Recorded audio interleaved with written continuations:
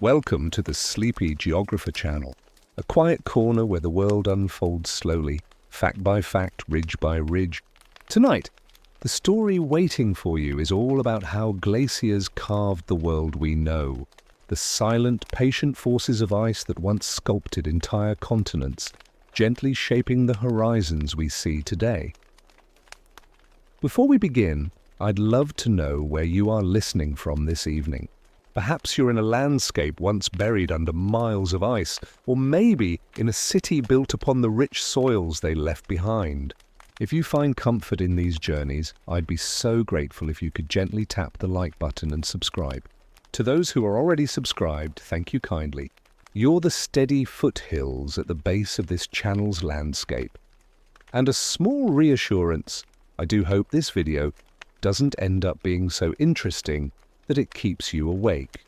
But if it does, at least you'll slip into tomorrow with a few new facts nestled in your mind. Like stones in a tranquil, icy stream. So how does something as seemingly fragile as ice reshape the very bones of the earth? Glaciers are not wielded like a chisel with force and haste. They do not announce their work with roars, but with a whisper that echoes over millennia. They grow with the patience of ages, flowing with a slowness that makes the growth of a great forest seem frantic. In this video, we will trace their story from the first snowfall on a high mountain peak to the last retreat of the great ice sheets. This is not just a tale of cold and ice, but of pressure and persistence, a drama written over hundreds of thousands of years where frozen water carves valleys like a sculptor against stone. We will follow glaciers from their birth in the highest, coldest places through their long, grinding journeys, and onward to the legacy they left behind, a world of smoothed plains, deep lakes and majestic fjords along the way. We will pause at glacial lakes of impossible blue and wide U-shaped valleys, considering not only the geology but also the quiet, enduring influence these frozen rivers have had on the shape of our modern world. This journey is both scientific and reflective. It is about ice and rock, yes, but also about what these icy landscapes mean to us today, symbols of a dynamic past, sources of fresh water, and reminders of the Earth's profound capacity for change. Each chapter will bring us a little closer to understanding these silent architects, not in a rush but in a steady rhythm, as though walking along the edge of a vast, frozen river. So let us begin this journey into the cold, one step at a time into the story of how glaciers carved the world. Look around you, at the gentle roll of a countryside, the deep basin of a lake, the long, wide valley that seems to cradle a river. They feel permanent, eternal, but these landscapes are memories. They are the work of artists who have mostly packed up and left, leaving behind their masterpieces for us to live upon. These artists were glaciers, not static sheets of ice as we might imagine them, but dynamic, flowing rivers of frozen water. To understand their power, we must first shed our human sense of time. A glacier thinks in centuries. It moves at a pace that is, to our eyes, imperceptible. Its growth begins not with a cataclysm, but with a season of snow that never fully melts. The next winter, more snow falls on the old, compressing it, squeezing out the air, transforming delicate crystals into a dense, granular ice called firn. Layer upon layer, year upon year, the weight builds until the ice below begins to behave like a slow, viscous fluid. It begins to flow. This river of ice, born from countless gentle snowfalls, then becomes one of the most powerful shaping forces on the planet. It does not merely lie upon the landscape, it engages with it. It grips the underlying rock with tremendous weight, and as it inches forward, it acts as the world's largest piece of sandpaper. Embedded with boulders and gravel, its bottom surface grinds and scours the bedrock beneath, polishing it smooth and carving deep grooves called striations that we can still see today, like the signature of the ice. But its work is not only one of abrasion, it also plucks. As the glacier moves, it freezes onto the bedrock, and its relentless flow pulls entire blocks of stone loose, incorporating them into its icy body to be used as further tools for carving. This is how glaciers sculpt the deep basins that become lakes, how they widen and straighten the V-shaped valleys cut by rivers into the broad, U-shaped troughs that characterize so many mountain ranges. Their work is all around us, a silent testament to a colder age. The Great Lakes of North America are glacial bathtubs. The fjords of Norway are glacial valleys drowned by the sea. The fertile plains of the American Midwest are built from the fine rock dust, the glacial flour that was pulverized and left behind. Even the iconic, sharp peaks of the Alps or the Himalayas were sharpened and defined by the icy chisels of cirque glaciers carving away at their sides. They are the silent architects. Their tools were not hammer and chisel, but weight and time. Their method was not swift carving, but patient, inexorable abrasion. They worked in a world of profound quiet, broken only by the occasional creak of shifting ice or the distant thunder of a carving block. And though the great ice sheets have retreated, they have left their indelible mark on the face of the earth, in the very contours of our hills and the depths of our valleys. Every great story has a humble beginning, and the epic life of a glacier is no different. It starts not with a roar, but with a hush. It begins with a single perfect snowflake. Tonight we will trace this most gentle of origins. We will follow the journey of one snowflake on its transformation into something immense and powerful. This is the story of the birth of a glacier, a process so slow and serene it makes the growth of an ancient redwood tree seem like a fleeting moment. So, let us travel to a high mountain basin, a place where the air is thin and cold, and the silence is profound. It is a landscape that exists above the tree line, a world of rock and sky. Here winter reigns for much of the year, and on a quiet, cloud-filled evening, our story begins. A snowflake forms in the chilled air, a crystal of intricate, geometric beauty. It drifts down, twisting and turning on unseen currents, until it finally comes to rest upon a rocky slope. It is fragile, so delicate that the warmth of a breath would erase it. For a moment it lies alone in its perfect individuality, but it is not alone for long. Other flakes join it, layering upon one another, creating a soft, blanketing cover over the harsh ground below. This is the first stage, accumulation.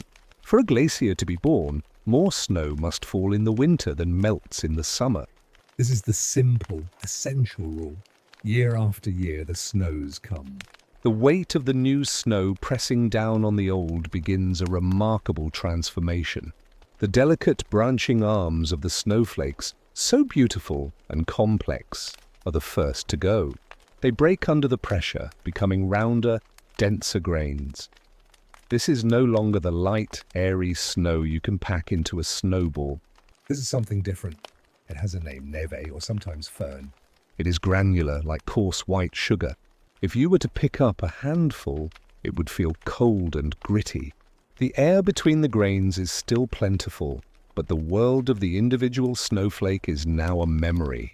The névé is a community, a collective. It is the adolescent phase of glacial ice, and still the snows continue. The weight builds, season upon season, century upon century. The pressure becomes immense. The granular névé grains are pressed ever closer together. The air pockets between them are slowly, relentlessly squeezed out. The grains begin to fuse, to recrystallize into a solid, dense mass. The transformation is now complete. What was once a layer of fluffy snow has become a deep, blue ice. This ice is not like the clear ice in your freezer.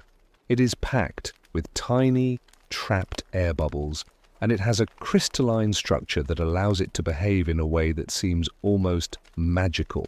Under the colossal weight of hundreds of feet of ice, this solid mass begins to flow.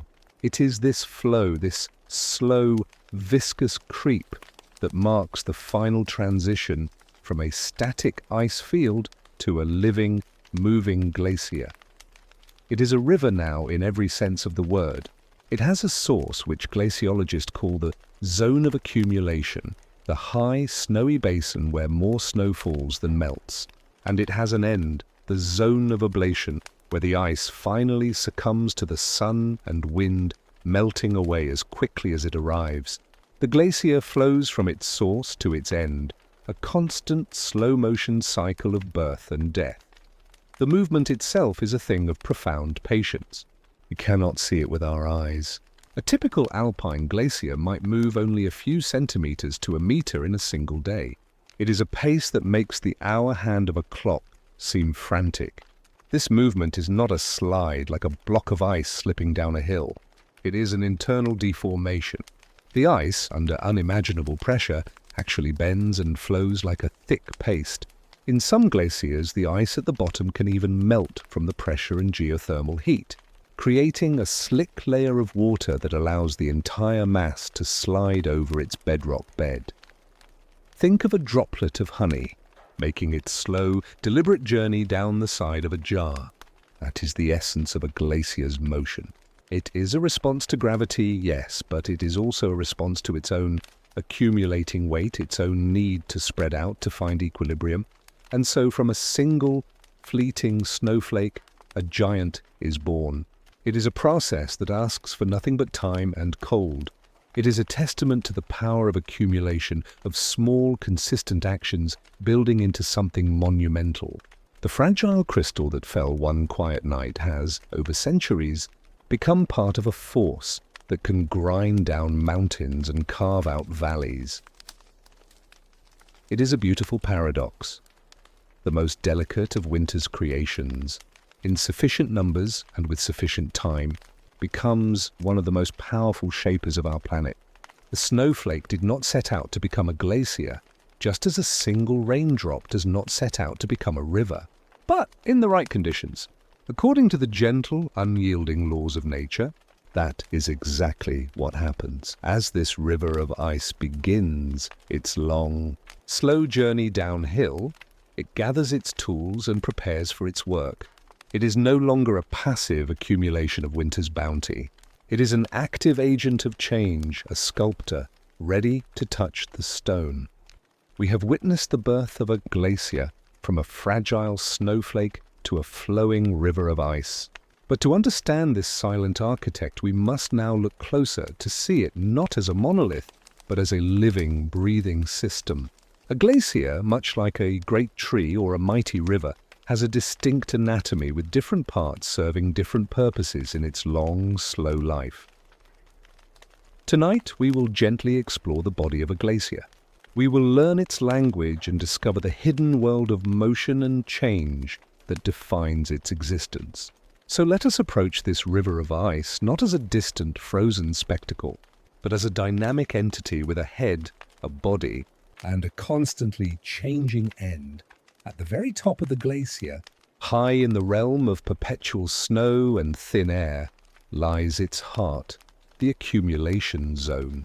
This is where the glacier is born and sustained.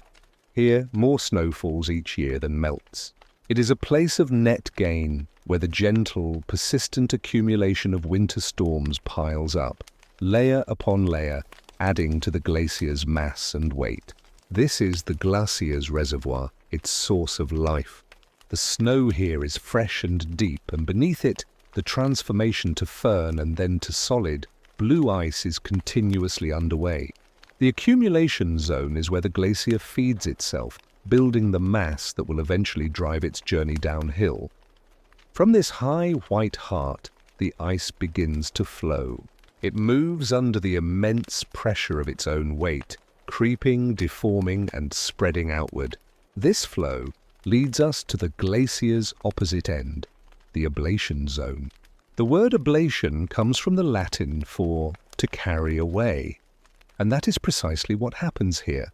In this lower, warmer region, the glacier is in a state of net loss. Melting, evaporation, and the carving off of icebergs all work to remove ice faster than it can be replaced. This is where the glacier gives itself back to the world, melting into streams that will become rivers, feeding ecosystems and human settlements far downstream. Between these two zones, the gain and the loss, lies a critical, invisible line, the equilibrium line. This is not a physical feature you can see, but a conceptual balance point. Above this line, the glacier grows. Below it, the glacier wastes away. The position of this line is the glacier's vital sign, a sensitive indicator of the health of its environment. In a stable climate, it remains relatively constant, a perfect balance between winter's gift and summer's take.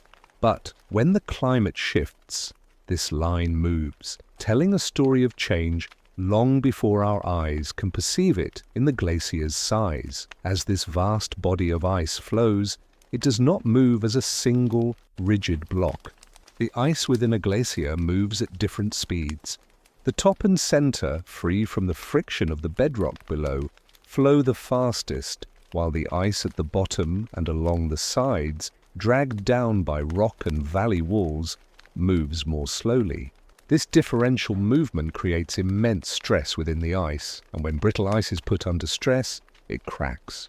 These cracks are crevasses. They are the glacier's fractures, deep, often hidden, gashes that can plunge hundreds of feet into the ice.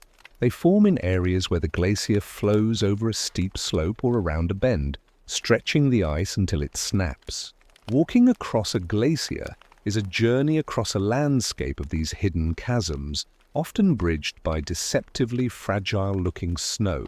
They are a stark reminder of the powerful, invisible forces constantly at work within the ice, a testament to its rigid, brittle nature at the surface. Even as it flows like a liquid below, finally, we reach the glacier's end, its toe, the terminus. This is the dynamic, ever-changing front of the glacier.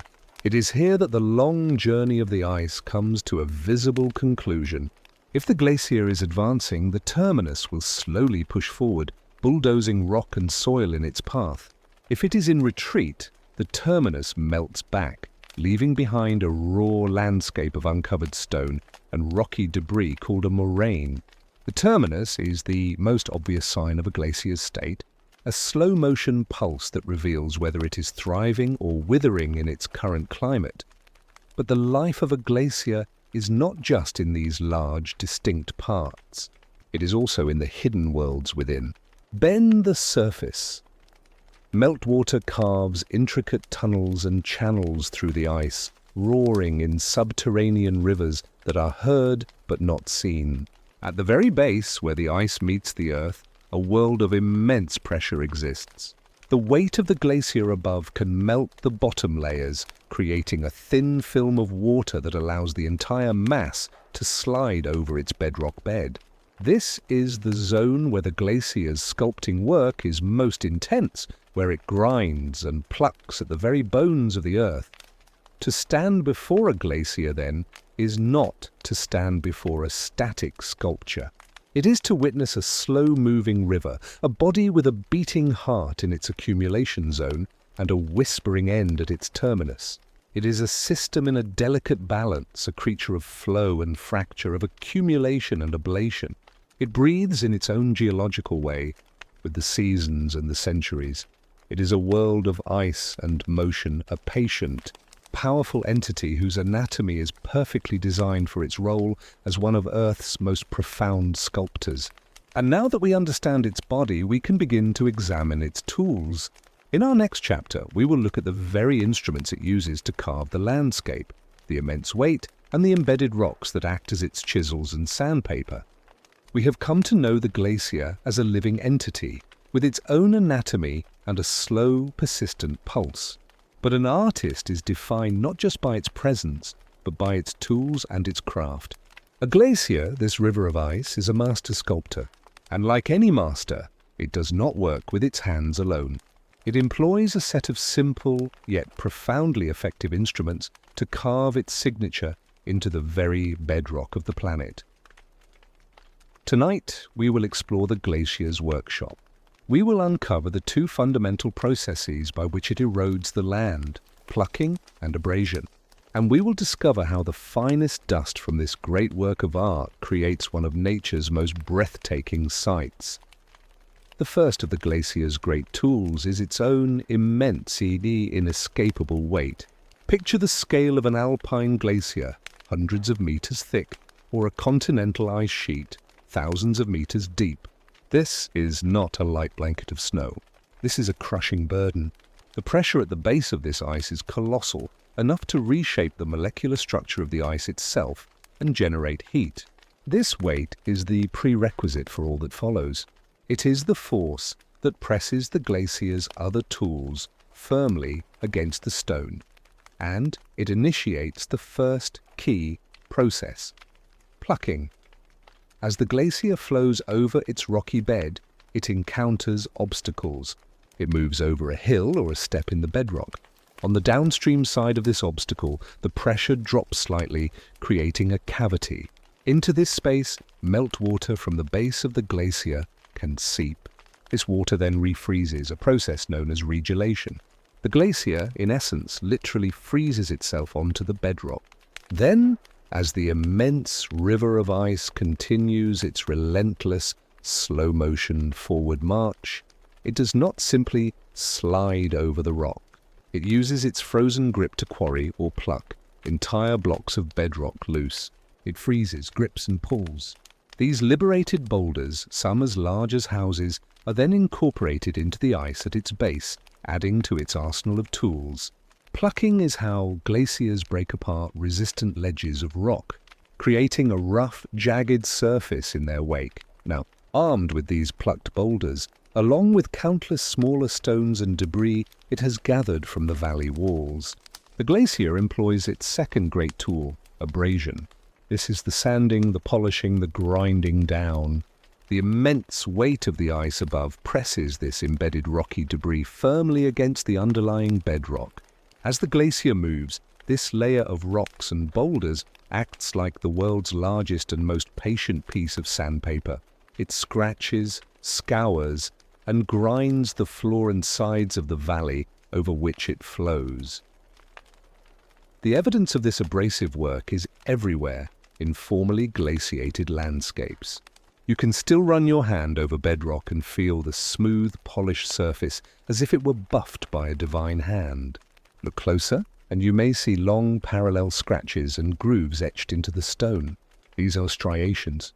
They are the glacier's autograph, a permanent record of the direction of its flow, carved by a single sharp rock trapped in its icy grip, dragged across the bedrock for centuries.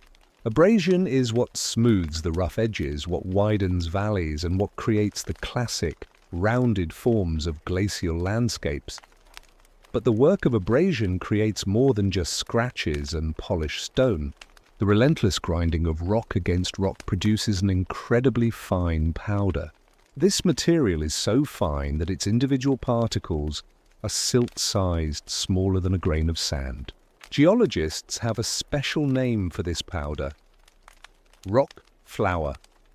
Rock flour is the glacier's finest and most beautiful byproduct. When the ice melts at the terminus, this powder is carried away by meltwater streams. These streams, thick with suspended rock flour, have a distinctive milky turquoise or grayish-blue color. They look like liquid stone. When these streams flow into a lake, a magical transformation occurs. The heavier sand and gravel quickly settle out, but the incredibly fine rock flour remains suspended in the water, sometimes for years. And here lies the secret to the stunning, almost unreal, milky blue and green colors of glacial lakes like Lake Louise in Canada or Lake Pukaki in New Zealand. When sunlight penetrates the water, the particles of rock flour suspend the light. They scatter the shorter wavelengths of blue and green light while absorbing the longer red and yellow wavelengths. This scattering effect, filtered through the pristine cold water, creates those mesmerizing opalescent hues that seem to glow with an inner light. The color can change with the light, the weather, and the concentration of rock flour, shifting from a deep sapphire to a vivid turquoise. The very act of the glacier's destruction The grinding down of mountains creates one of the most serene and beautiful vistas on Earth. So the Glaciers workshop is a place of powerful contrasts. It is a place of brute force, where plucking wrenches giant boulders from their foundations. It is a place of patient wearing, where abrasion smooths mountains over millennia. And it is a place of delicate beauty, where the finest dust of this destruction paints lakes in impossible shades of blue. The glacier, armed only with weight, embedded rocks and time, is a more effective sculptor than any river or wind. It does not merely wash over the land, it engraves itself into it. It leaves behind a landscape that is at once polished and rugged, scarred and breathtakingly beautiful. Its tools are simple, but their application over the vast expanse of geological time has remade continents. And as this sculptor continues its work, it creates the iconic landforms we will explore next, the great U-shaped valleys and the dramatic cirques that define high mountain scenery. In the quiet workshop of the ice, we have seen the tools, the immense weight, the plucking, the abrasive grind. Now let us step back and observe the masterpiece taking shape. For if there is one signature form, one unmistakable calling card left behind by glaciers across the world, it is the majestic, wide and soaring U-shaped valley.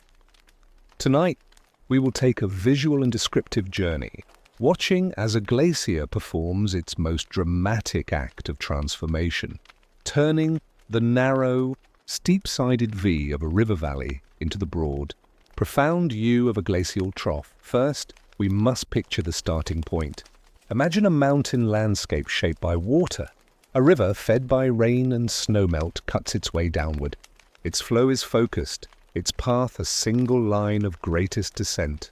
It carves with a precise, incisive energy, slicing a deep, V-shaped gorge into the rock. The sides are steep, often cloaked in trees, with the river itself a ribbon of white water at the very bottom, hidden in the shadows. This is a landscape of intimacy and focus, where the view is often narrow and the sound of rushing water fills the air. It is beautiful in its own right, a testament to the persistent, liquid soar of a river. Then, the climate shifts. The winters grow longer, the summers shorter and cooler. The snow that once melted now persists, accumulating year after year until it begins to flow as ice.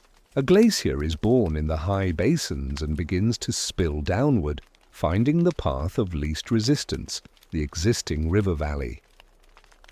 But a glacier is not a river. It is not a narrow liquid thread. It is a solid, viscous river, hundreds or even thousands of feet thick and equally wide. It does not flow in the landscape. It becomes the landscape. As this colossal tongue of ice pushes its way into the V-shaped river valley, it does not fit. It is far too large, far too wide, and so it begins to remake the valley in its own image. The glacier's work is one of brute force remodeling. It does not merely fill the V, it obliterates it. The process begins with its powerful tools of plucking and abrasion. The sides of the valley, the steep spurs of land that jut out between river bends, are the first to go. The glacier, with its embedded rocks and immense weight, grinds directly into these projecting ridges. It does not have the patience to wind around them like a river. It takes the most direct route, shearing them off, truncating them into what are known as truncated spurs. Where once there was a sinuous, winding valley wall, now there is a straight, steep cliff. As it widens the valley, the glacier also deepens it. The abrasive bedload at its base acts like a colossal grinding stone, scouring and excavating the valley floor far below the level the original river could ever achieve. The V, with its pointed bottom, is transformed into a broad, flat floor. The entire cross-section of the valley is reshaped from a sharp, narrow V into a sweeping, wide U. This is the glacial trough, one of the most iconic and imposing landforms on Earth. The scale of this transformation is almost incomprehensible. Walk into a place like Yosemite Valley in California or the Lauterbrunnen Valley in Switzerland. Look up at the sheer, soaring granite or limestone walls that rise thousands of feet on either side. Look at the broad, flat floor, now home to meadows, forests, or a much-tamed river. You are standing in a negative space, a void that was once entirely filled with ice. The scale of the glacier that carved this is written in the sheer walls and the immense open space above your head. The feeling is one of grandeur and exposure, a stark contrast to the enclosed, intimate feeling of a river canyon. But the glacier's sculptural work does not end with the simple U-shape. As it flows, it often encounters rock of different hardness. Softer rock is ground away more easily, while harder rock resists. This creates a series of steps and basins along the valley floor. After the glacier retreats, these basins often fill with water, becoming a string of pristine, deep blue lakes known as paternoster lakes, like beads on a string. And at the very end of the main valley, where a smaller V-shaped tributary valley once met the main river canyon, another dramatic feature is left behind. The massive glacier in the main valley deepened its bed so profoundly that when it melted, the smaller tributary valley was left hanging high up on the valley wall. Its stream now must plunge down the steep cliff to reach the main valley floor, creating a spectacular hanging valley waterfall. The sight of a delicate ribbon of water free-falling hundreds of feet into the vastness of a main valley is one of the most breathtaking legacies of the ice, a direct result of the differential carving power between a large glacier and a smaller one. So, the journey from V to U is a story of scale and power. It is the difference between a sculptor using a fine chisel and one using a monumental grinder.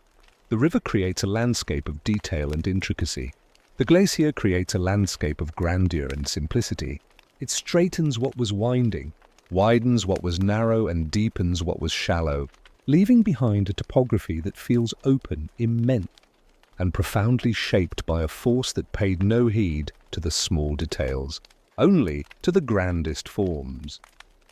This transformation is perhaps the most visible and widespread evidence of the Ice Age.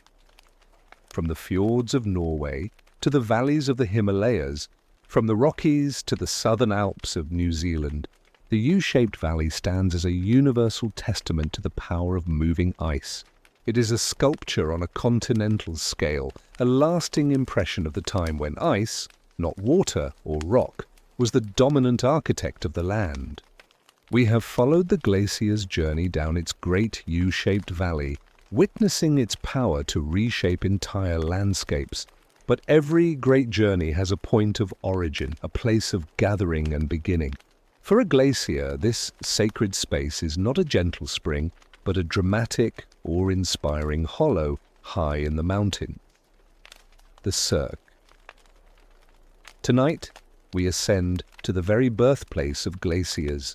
We will explore these majestic, amphitheater-shaped basins where ice first accumulates and begins its slow, transformative work. This is the story of the Cirque, the glacier's cradle, a place where the very mountains are scooped out to create some of the most dramatic and serene scenery on Earth. To find a Cirque, we must climb high above the tree line into a world of rock, sky, and wind. Here, on the shaded sides of mountains, often facing away from the sun, the conditions are just right. Snowfall is heavy and the cold is persistent. It is in these sheltered nooks that a glacier is conceived. The process begins, as it always does, with a patch of snow that survives the summer. This is the niche, the seed from which the great ice river will grow. Over centuries, this snow patch thickens, turning to fern and then to ice. As the ice mass grows, it begins to exert its own influence on the landscape. It is not yet a flowing glacier, but it is already a powerful geological agent. The first and most fundamental process at work here is freeze-thaw weathering. Water from melting snow seeps into the small cracks and joints in the rock wall at the back of the niche. When night falls and temperatures plummet, this water freezes. As it freezes, it expands by nearly 10%, exerting immense pressure and prizing the rock apart. Over countless cycles of day and night, summer and winter, this process, like an infinite number of tiny, frozen wedges, shatters the rock face, causing it to crumble. This debris of broken rock then falls onto the accumulating ice below, and here the ice reveals its cleverness. This layer of rocky debris, known as a bergschrund, is not a hindrance. It is a tool. As the ice slowly begins to rotate in a backward-moving motion, a process called rotational slip, it uses this debris like sandpaper to scour and deepen the basin at its base. It is a feedback loop of immense power. The freeze-thaw weathering weakens and breaks the rock.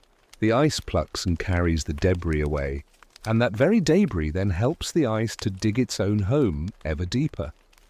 The result of this patient, cyclical work is the classic cirque, a breathtaking, bowl-shaped hollow with 3 steep, often sheer, walls. The head wall is the steep, curved cliff at the back, scarred by the relentless work of freeze-thaw. The 2 side walls sweep around in a grand, embracing curve, often sharpened into knife-edge ridges called arêtes, where 2 cirques have carved back-to-back into a mountain ridge. The entire form is a perfect, natural amphitheatre, seemingly designed by some colossal architect. But the cirque is more than just a hollow. It is often the source of life for lower landscapes. As the glacier that formed it eventually retreats, it leaves behind a raw, scooped-out basin. Frequently, a large chunk of ice buried under rock debris will break off and become stranded in this basin. When this stagnant ice finally melts, it leaves a depression known as a cirque, lake, or tarn. These lakes are among the most tranquil and beautiful bodies of water in the world. They are often profoundly deep and hold water of an impossible sapphire clarity, fed only by melting snow and high-altitude rains. To come upon a tarn nestled in its rocky cradle, with the sheer head wall reflecting on its mirror-still surface, is to experience a sense of profound peace and ancient solitude. It is the glacier's final quiet gift to the mountain. In some mountains, the work of cirques is so aggressive that they carve into the very heart of a peak. When 3 or more cirques carve back into the same mountain from different sides, they can whittle it down to a stark, dramatic pyramid known as a horn. The most famous example is the Matterhorn in the Alps, a mountain that is not so much a peak as it is a spire, a remnant left standing after the cirques around it carved away everything else. The horn is the ultimate testament to the cirque's destructive and creative power, a monument to the ice that once was. The cirque, therefore, is both a beginning and an end. It is the starting point of the glacial journey, the source of the ice that will go on to carve vast valleys. But it is also a final polished masterpiece in its own right. It represents the most intimate and concentrated work of a glacier, a place where it sculpts not with broad strokes, but with focused, patient precision. It is the glacier's workshop, its home, and its most enduring signature on the high mountain skyline. To stand in a cirque is to stand at a nexus of powerful forces. You are surrounded by the evidence of frost and ice, of shattering rock and grinding weight. You are in a place that feels both violently made and perfectly serene. It is a landscape that speaks of origins, of the quiet, persistent beginnings that lead to the most monumental of changes. And from this high cradle, our journey with the ice now descends further, to where multiple glaciers meet and merge, creating even more complex and powerful flows. We have explored the glacier's cradle, the majestic cirque, where it begins its work by scooping great amphitheatres from the mountainside. But the true artistry of ice is often revealed not in a single, isolated hollow, but in the collaboration of many glaciers working in concert. When these frozen rivers carve back-to-back, side-by-side, they stop being mere sculptors of hollows and become creators of the most dramatic and iconic forms in any mountain range. The razor-sharp ridges known as arêtes and the majestic, isolated spires called horns. Tonight, we ascend to the very rooftops of glaciated ranges to the world of rock and sky, where the air is thin and the views are boundless. This is the story of how ice, through its relentless, patient erosion, carves the sharp, breathtaking skylines that define our image of high mountains. Let us begin with the ridge. In an unglaciated mountain, a ridge might be a broad, rounded and rolling backbone of rock, softened by millennia of weather. But introduce glaciers to either side of that ridge, and a dramatic transformation begins. Imagine two cirque glaciers residing on opposite sides of the same mountain ridge. Each one, in its quest to deepen its own basin, gnaws relentlessly at the headwall behind it. They are like two sculptors working from opposite sides of the same block of stone, each carving away everything that does not look like their ideal basin.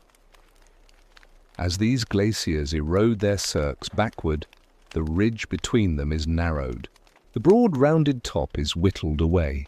The glaciers pluck rocks from its base and abrade its sides. Frost, shattering, attacks it from above.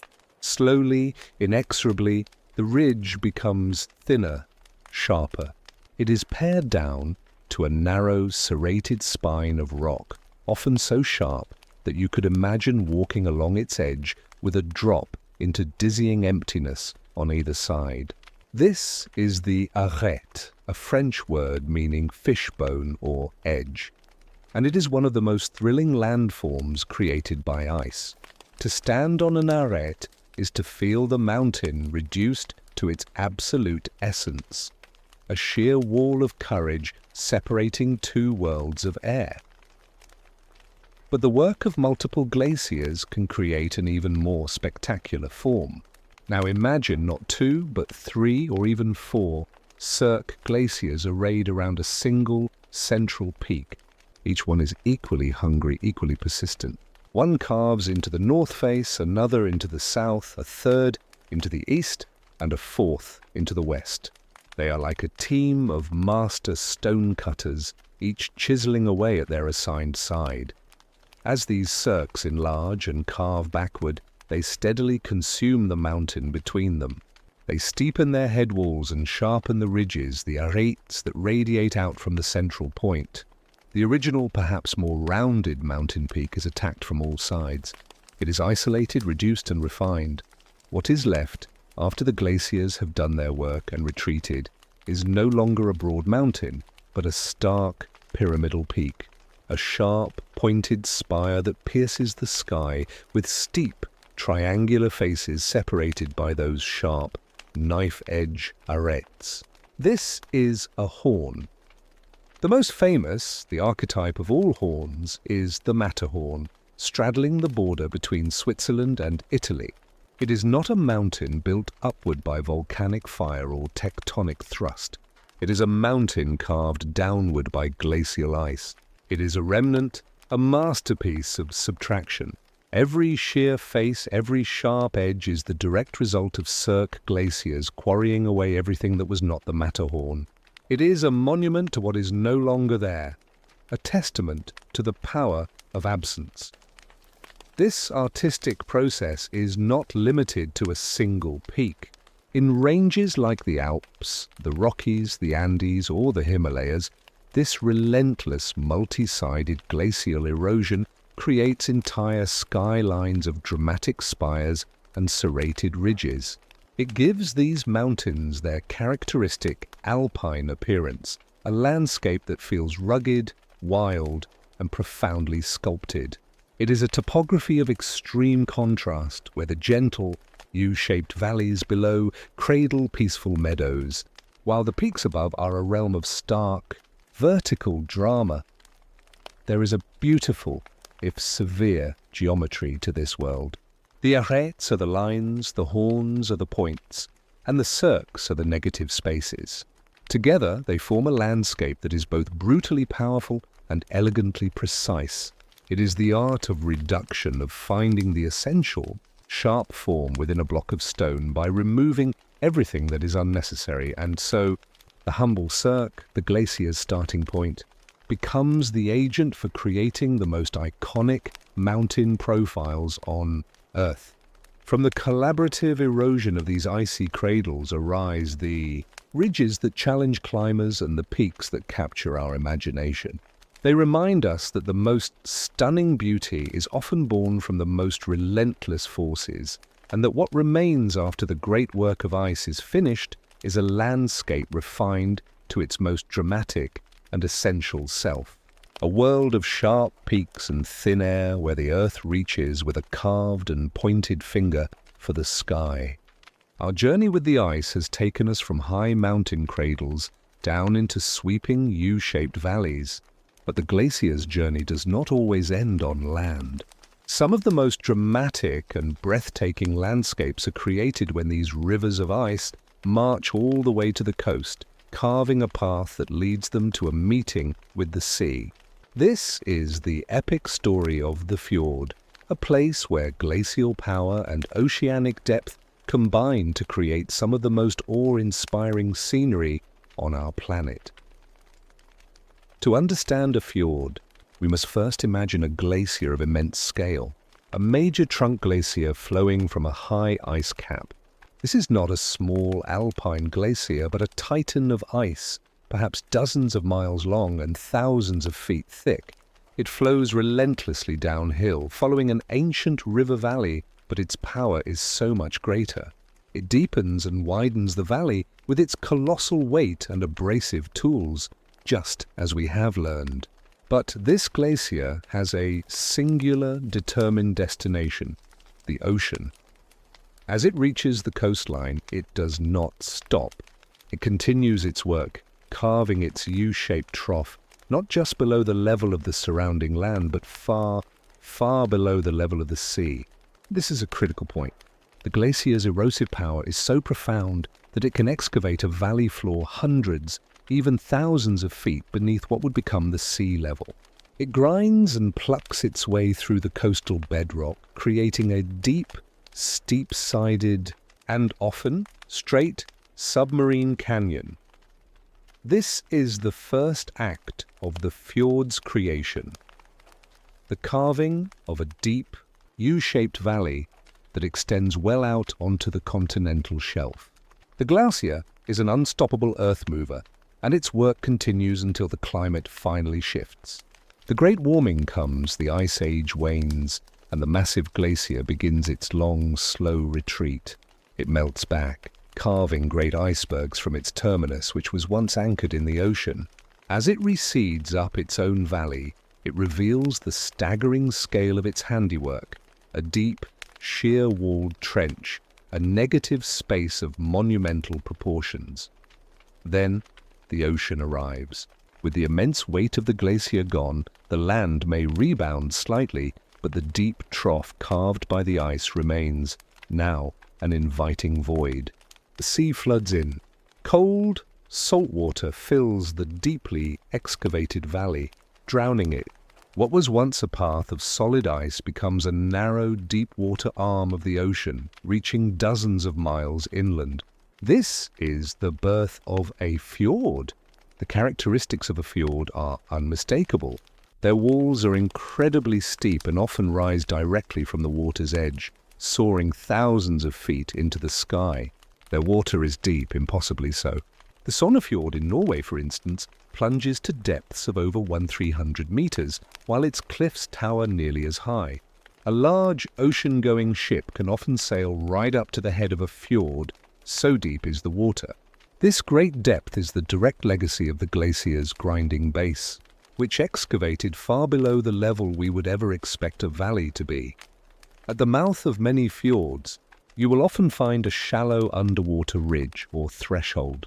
This is the fjord threshold. It marks the point where the glacier's erosive power began to wane as it started to float on the seawater, reducing its ability to scour the seabed. This threshold acts as a natural dam, helping to protect the inner, deeper parts of the fjord from the full force of ocean currents and storms, often leaving the fjord's waters remarkably calm and reflective. The journey into a fjord is a journey into a world of sublime grandeur. As you sail through the narrow entrance, the open ocean vanishes behind you. You are enclosed by towering walls of ancient rock, their surfaces often polished smooth by the ice that once passed over them. Waterfalls born from hanging valleys high above cascade down the cliffs as delicate white veils, their mist catching the light. The water itself is a deep, dark blue or emerald green, its color a result of its profound depth, and the fine rock flour still carried by meltwater streams. The silence is profound, broken only by the call of a seabird or the distant rumble of a calving glacier at the fjord's head. Fjords are not rare wonders. They are the defining feature of coastlines in Norway, Greenland, and Chile. They grace the shores of New Zealand's South Island, Canada's British Columbia, and the wild coasts of Alaska. In each location, they tell the same story, a story of colossal ice sheets that once stretched from the mountains to the sea, sculpting the land with a power that seems almost mythical. They are places of stunning contrast, the sheer verticality of the rock against the profound horizontal depth of the water, the relentless power of the ice that created them against the profound peace that now resides within them. A fjord is a landscape of immense scale that can feel strangely intimate, a hidden world of water and stone. In the fjord, the glacier's story finds its most dramatic conclusion. It is the ultimate evidence of ice's ability to reshape not just mountains, but entire coastlines. It is a permanent mark of a time when the world was colder, and rivers of ice flowed where now ships sail on quiet, deep blue waters. A fjord is a memory of ice, written in water and stone, a breathtaking testament to the enduring power of our planet's frozen architects. Our journey thus far has followed the paths of alpine glaciers, those rivers of ice that carve their signatures into mountain ranges. But to truly understand the glacial world, we must now shift our perspective. We must expand our gaze from the scale of a single valley to the scale of an entire continent. We must contemplate not a river of ice, but a sea of it. A world where ice was not a feature of the landscape, but the landscape itself. Tonight we venture into the realm of the great ice sheets. These were not glaciers. They were continents of ice, colossal domes of frozen water that once sprawled over millions of square miles, burying entire countries beneath their immense, crushing weight. Imagine, if you will, a world much colder than our own. Around 20,000 years ago, during the peak of the last ice age, a person could have walked from New York to London on solid ice. Vast portions of the northern hemisphere were encased. The Laurentide ice sheet smothered nearly all of Canada and reached deep into the northern United States, its southern edge stretching as far as present-day New York City and the Ohio River Valley. Across the Atlantic, the Eurasian ice sheet covered most of Great Britain, Scandinavia, and northern Europe. In the southern hemisphere, the Antarctic ice sheet was even more extensive than it is today. These were not mere blankets of snow. They were dynamic, living entities, in some places over 2 miles thick. To stand at the edge of such a sheet would have been to witness a sight beyond human comprehension. It would not have looked like a mountain range, but like a world of white, a sheer cliff of ice that stretched to the horizon in both directions, fading into a featureless, blinding expanse that merged with the sky. This was the Great White Desert, a place of howling winds and profound silence, where the only movement was the imperceptible creep of the ice itself. The weight of this ice is almost impossible to fathom. 2 miles of solid ice pressing down on the continent represents a burden of incalculable mass. This weight was the ice sheet's most fundamental tool, and it wielded it on a continental scale. The very crust of the Earth, which seems so solid and immovable to us, is, on a geological timescale, elastic. Under the immense load of an ice sheet, the continent itself was pushed downward, bowed into the malleable mantle below. North America, beneath the Laurentide ice sheet, was depressed by hundreds of meters, creating a vast, shallow bowl. This process, known as glacial isostasy, is a slow dance between ice and earth. The land sinks under the weight, and when the weight is removed, it takes thousands of years to rebound, to float back up to its original position. Even today, 10,000 years after the ice began its retreat, the land in central Canada and Scandinavia is still slowly rising, like a cushion decompressing after a great weight has been lifted. This ongoing rebound is a silent, powerful testament to the ice sheet's long-vanished power. The erosive work of these ice sheets was not one of delicate carving, but of continental planing. They did not create the dramatic, sharp features of alpine regions. Instead, they acted like a colossal, slow-moving bulldozer, scraping and smoothing everything in their path. They stripped away entire layers of soil and sediment, exposing the ancient, hard bedrock beneath. They planed down hills and filled in valleys. As they advanced, they incorporated everything: soil, boulders, bedrock, into their base, grinding it all into a fine paste and a jumble of rocky debris. When these titans finally retreated, they left behind a transformed continent. The legacy of the ice sheets is a landscape of remarkable flatness and fertility. The vast rolling plains of the North American Midwest and the North European plain are underlain by till, a heterogeneous mixture of clay, sand, gravel, and boulders dropped haphazardly by the melting ice. This glacial till became the foundation for some of the most productive agricultural land on Earth. Countless lakes, from the Great Lakes themselves to the myriad smaller lakes of Minnesota and Finland, filled depressions scoured out by the ice or dammed by its rocky debris. The great ice sheets were the ultimate expression of glacial power. They were climate makers, shaping global weather patterns and locking up so much of the planet's water that global sea levels were over 100 meters lower than they are today, exposing vast coastal plains and connecting continents. They were ecosystem engineers, scouring some regions clean and building fertile new lands in others. They were even architects of hydrology, dictating the courses of mighty rivers like the Mississippi and the Ohio. To contemplate the great ice sheets is to be humbled by a force of nature that operates on a scale we can scarcely imagine. They remind us that our familiar world of green continents and blue oceans is just one configuration, a temporary interlude in Earth's long history. For a time, the white of ice was the dominant color on the global map. These sleeping giants of the Ice Age may have retreated, but their story is permanently written into the very shape of our continents, the richness of our soil, and the slow, steady rebound of the land itself. They were, and in Antarctica and Greenland they still are, the true monarchs of the ice. In the wake of the great ice sheets, the landscape they left behind was one of immense change. Smoothed plains, countless lakes, and vast deposits of gravel and clay.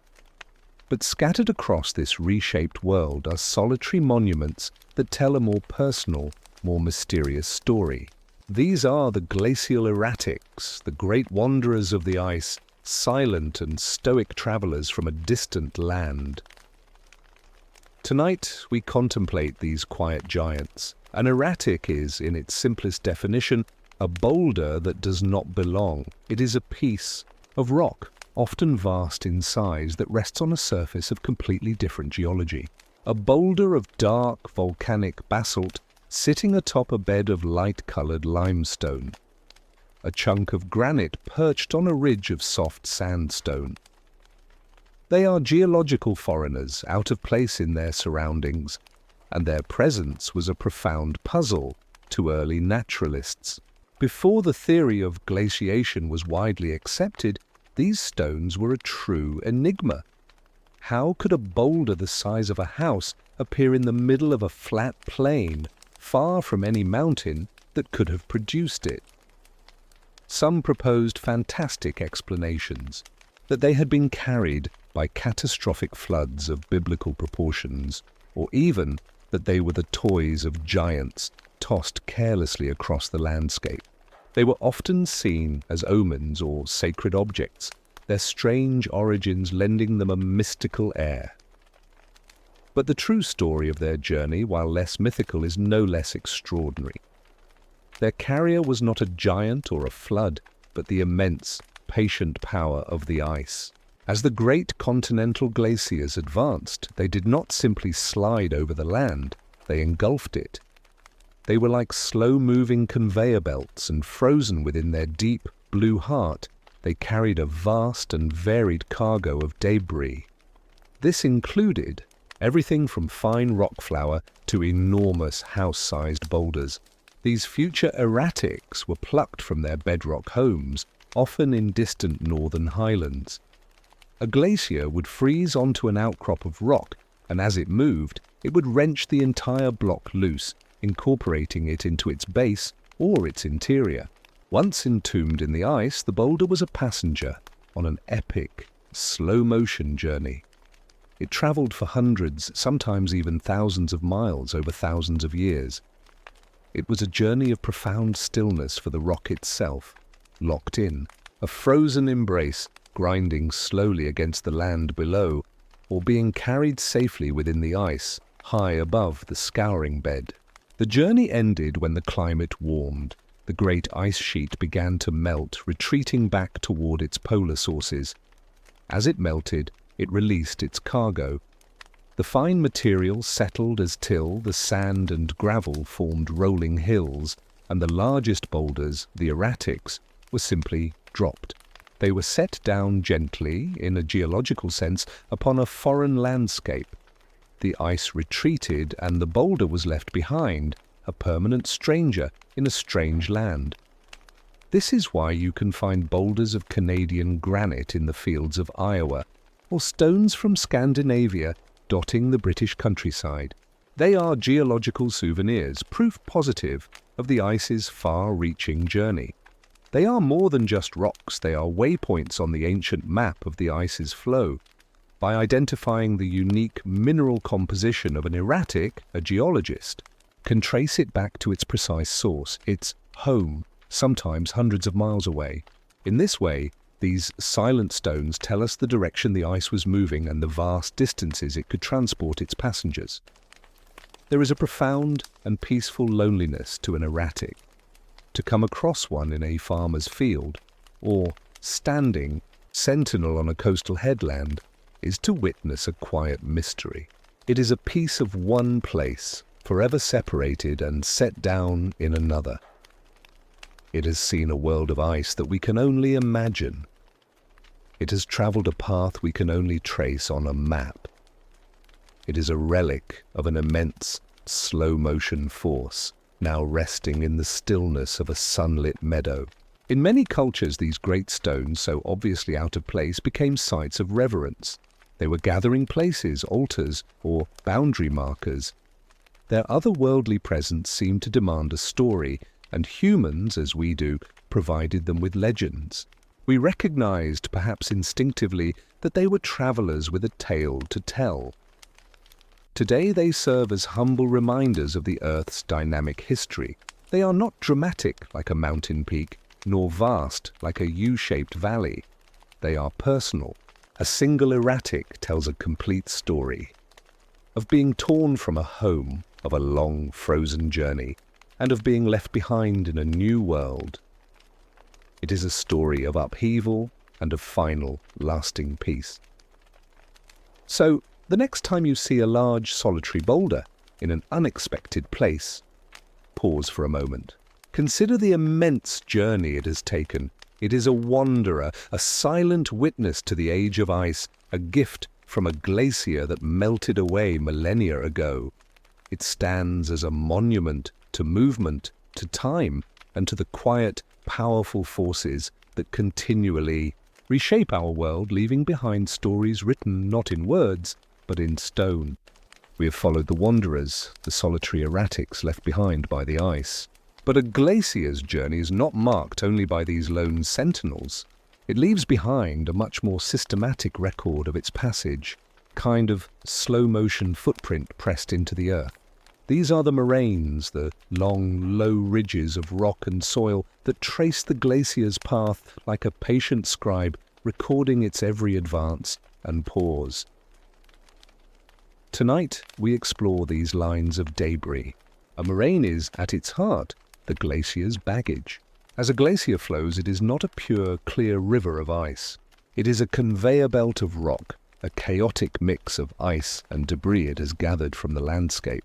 It plucks material from its bed, it scrapes it from the valley walls, and it collects it from avalanches tumbling down onto its surface. All of this rocky cargo is known as moraine. And when the glacier melts, it does not simply vanish. It lets go of its load, depositing it in distinct patterns that tell the story of its life. The most recognizable of these is the terminal moraine. This is the ridge that marks the glacier's maximum advance, its farthest reach into the world. Imagine the glacier as a colossal bulldozer pushing a pile of rubble in front of it. As it advances, it shoves this material forward. But when the glacier's edge stabilizes for a period of time, when its forward flow is balanced by its melting at the snout, it continuously dumps all the debris that is being transported within it right at that spot. Over decades or centuries, this builds a significant ridge, a rampart of unsorted rock and soil. This terminal moraine is the glacier's high water mark, a permanent line on the map that says, "Here, I stopped. Here, I was in equilibrium with the world." Many of the hills in the northern United States, like those on Long Island and Cape Cod, are part of the terminal moraine of the Great Laurentide ice sheet. But a glacier's story is not just about its end point. As a glacier retreats, it does not do so smoothly. It pauses. It stabilizes for a time, perhaps for a century, perhaps for a millennium. At each of these pauses, it behaves just as it did at its terminal position. It drops a ridge of debris. These are recessional moraines. They are like a series of smaller parallel ridges behind the main terminal moraine, a stepped record of the glacier's long, slow withdrawal from the land. Walking across a landscape dotted with recessional moraines is like reading the chapters of the glacier's retreat, each ridge a moment of hesitation in its long farewell. There are also moraines that run along the sides of a glacier, not its end. These are the lateral moraines. They form from rock and debris that tumble down from the valley walls onto the edges of the ice. As the glacier flows, it carries this material along, like dirt accumulating on the edge of a slow-moving plough. When the glacier melts, these long, narrow ridges are deposited along the sides of the newly revealed U-shaped valley, tracing its length like railway embankments. Sometimes, when two valley glaciers merge, their inside lateral moraines meet in the middle of the combined larger glacier. This merged debris trail is then carried down ice, and upon melting forms a medial moraine, a dark stripe of rock that runs down the center of the glacier, and later, a line of debris down the center of the valley floor. And beneath the flowing ice, hidden from view, is the ground moraine. This is not a ridge, but a vast, rolling blanket of till, the mixed-up, unsorted debris that was dragged along at the very base of the glacier. As the ice melts, this material is laid down directly onto the bedrock, creating a layer that smooths over the pre-existing landscape. This ground moraine is the canvas upon which the other, more distinct moraines are drawn. It is the foundation of the fertile soils that would later develop. To read a landscape of moraines is to read a map of the past. The Great Terminal Moraine tells you the glacier's ultimate ambition. The recessional moraines chart its reluctant retreat. The lateral moraines define the path it took, and the ground moraine is the evidence of its pervasive, grinding weight. Together they form a topographic diary of the ice. These ridges of rock are more than just geological features. They have shaped human history. Settlers often found the stony, well-drained ridges of terminal moraines to be ideal for building roads and villages, while the wetter, clay-rich ground between them became farmland. or remained as forest. The rolling hills created by moraines break up the landscape, creating microclimates and diverse habitats for plants and animals. There is a quiet, enduring power in these lines of stone. They were not built by human hands, but by the slow, inexorable logic of ice and gravity. They are the glacier's own memoir, written not in words, but in the very substance of the earth it passed over. They are the debris of an epic journey sorted and arranged by the patient, mindless rhythm of advance and retreats. When you see a long, low ridge running across a countryside, or two parallel lines tracing a valley, consider the possibility that you are looking at a fossil, not of a plant or an animal, but of a moment in time, a frozen instant when a river of ice stood still and left its mark upon the world. It is a permanent record of a temporary presence, a story of movement told by what was left behind. Our journey across the glacial landscape has taken us along the ridges of moraines, the high watermarks of the ice. But to truly understand the glacier, we must venture beneath its surface into a hidden world of immense pressure, flowing water, and shifting sediment. Here, in the dark, pressurized world at the base of the ice, two of the most elegant and mysterious glacial landforms are created, the drumlin and the esker. Tonight, we descend below the ice to explore these subtle, flowing shapes that tell a story of the glacier's hidden life. Let us begin with the drumlin. From the surface, a drumlin field appears as a collection of smooth, elongated hills, often compared to a school of whales breaching a frozen sea or a basket of inverted spoons. The word drumlin comes from the Gaelic for little ridge, but there is nothing small about the story they tell. A drumlin is not a pile of debris pushed in front of the ice like a moraine. It is a hill moulded under it. Drumlins are formed under the immense flowing ice of a great sheet, not a mountain glacier.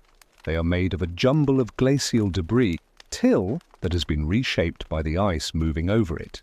The exact process is still a subject of study, but it is believed that a patch of more resistant debris becomes a sticky spot on the glacier's bed. As the ice flows over this obstruction, it smears and sculpts the material, streamlining it into its classic teardrop shape. The steep, blunt end faces the direction from which the ice came, while the long, tapered tail points in the direction the ice was flowing. To stand in a drumlin field is to witness a frozen current. The hills are not randomly oriented. They all point the same way, like weather vanes caught in a geological wind. They are a map of the ice sheet's flow, a record of its direction and power written in hills of clay and stone. Their smooth, graceful forms speak of a process of immense pressure and plastic flow, a reminder that even the ground beneath our feet can be shaped and moulded like clay by a force sufficient to the task. But if drumlins are the hills shaped by the ice itself, then eskers are the sinuous ridges created by the water that flowed beneath it. An esker is a long, winding ridge of sand and gravel, often tracing a path that seems to meander senselessly across the landscape, ignoring the modern hills and valleys. They can stretch for miles, snaking across forests and fields, sometimes standing dozens of feet high. The creation of an esker is a story of hidden rivers. In the summer, meltwater pours down through crevasses and moulins, creating powerful streams that flow under the immense pressure at the base of the ice sheet. These are not like surface rivers. They are confined in tunnels within or under the ice, running in total darkness under hundreds of feet of glacial weight.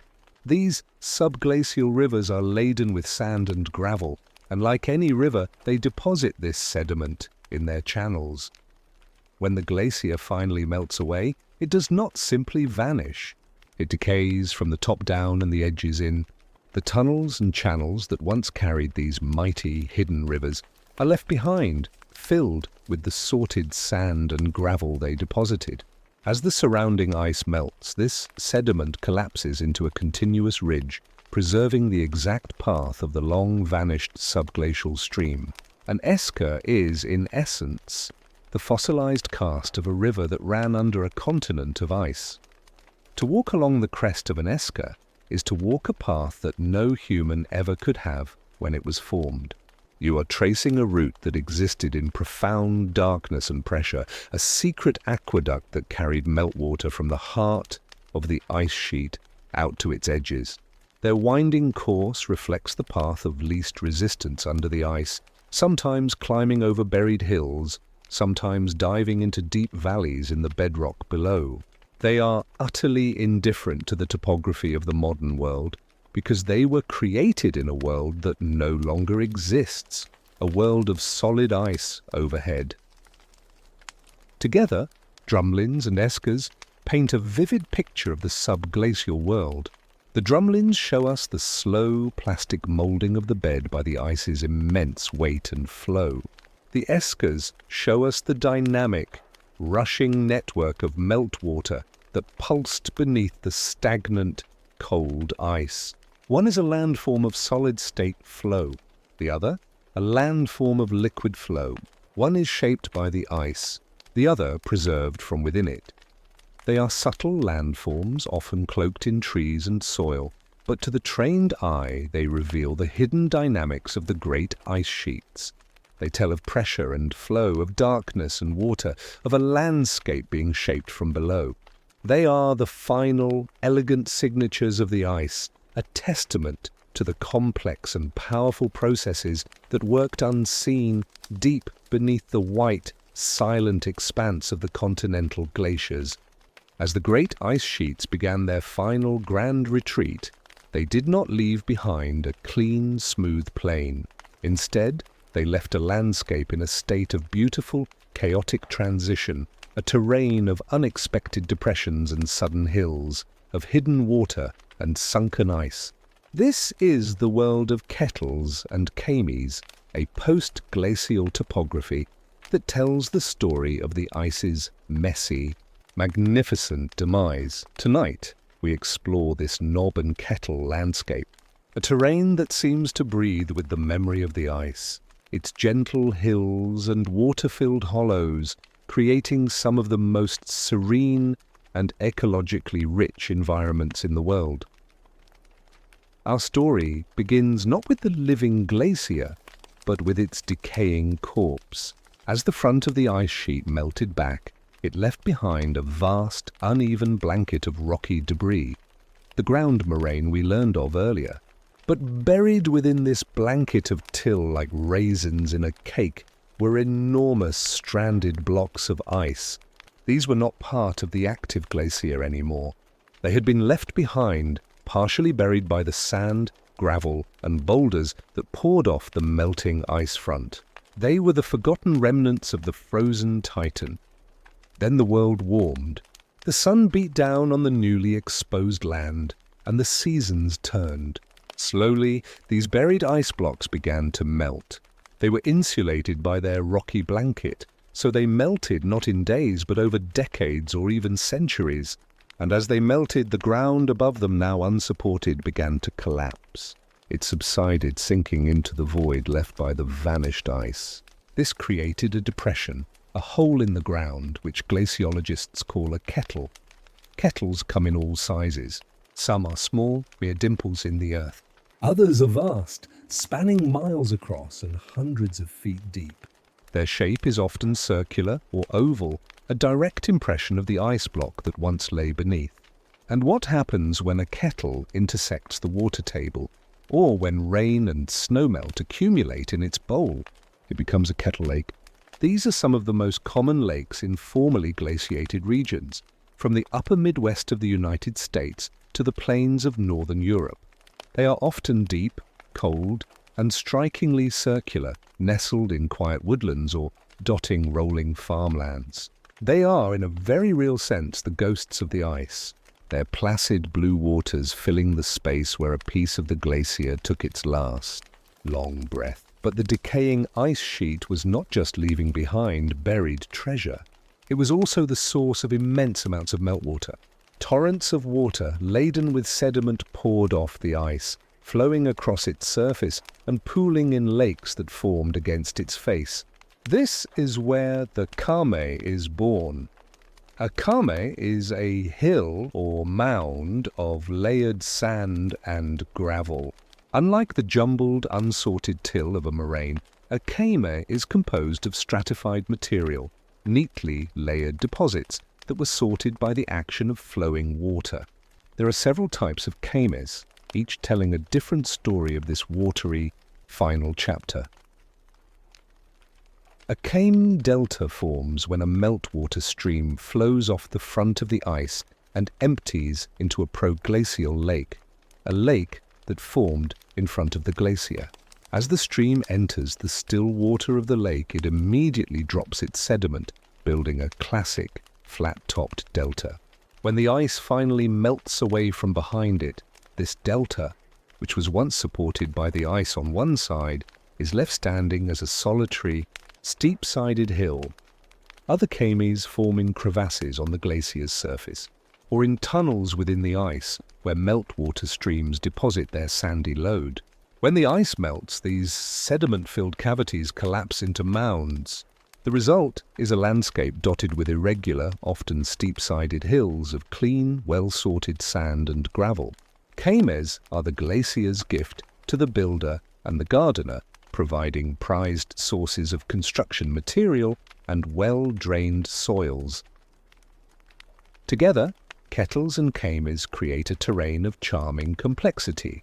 It is a landscape of constant, gentle surprise, where one can walk from a sunny, dry hilltop, a kame, directly down into a cool, damp hollow, a kettle, often cradling a quiet pond or a misty wetland. This is the knob and kettle topography, a rolling, uneven landscape that is a direct record of the ice's disorderly retreat. This terrain is not just a geological artifact, it is a cradle for life. The kettles, with their wetlands and lakes, provide crucial habitat for amphibians, birds, and aquatic plants. The well-drained kame terraces and hillsides become strongholds for forests and wildlife. The constant variation in topography and moisture creates a mosaic of microhabitats, fostering a rich biodiversity that flat, uniform plains could never support. To walk through a kettle and kame landscape is to walk through a museum of the Ice Age's final moments. Every hill and every hollow has a story. The kettle tells a tale of hidden ice and collapse, of a world slowly settling into its new form. The kame tells a tale of rushing water and patient deposition, of sediment sorted and laid down in the fleeting spaces within and against the ice. It is a landscape of profound peace, born from a time of immense watery change. A final, gentle signature from the great ice sheets, written in hills of sand and hollows of water. We have wandered through the subtle, intimate landscapes left by the ice, the kettles, the kames, the wandering erratics. But the work of the glaciers was not only on this small human scale. It was also a work of continental engineering, of reshaping the very map of the world. And nowhere is this grand-scale artistry more evident than in the creation of the North American Great Lakes, one of the most vast and significant freshwater systems on our planet. Tonight, we trace the epic story of how the Laurentide ice sheet, the greatest of the Pleistocene ice masses, sculpted these inland seas, a story that begins not with the ice itself, but with the ancient, sleeping landscape it encountered. Long before the Ice Ages, the region we now call the Great Lakes was not a blank slate. It was an ancient plain, underlain by a complex geological history. There were already broad, shallow river valleys etched into the land, following the soft, weak paths in the bedrock. These pre-glacial valleys were the guides, the subtle lines along which the ice would concentrate its awesome power. When the Laurentide ice sheet began its southward march, it was not a uniform wall of ice. It was a dynamic, flowing entity, and its flow was channeled by the existing topography. It moved most easily along those ancient river valleys, its immense weight and abrasive tools scouring and deepening them with relentless efficiency. The ice did not create the fundamental location of the lakes. It exploited and dramatically exaggerated a pre-existing weakness in the continent's armor. The process was one of both deep excavation and immense weight.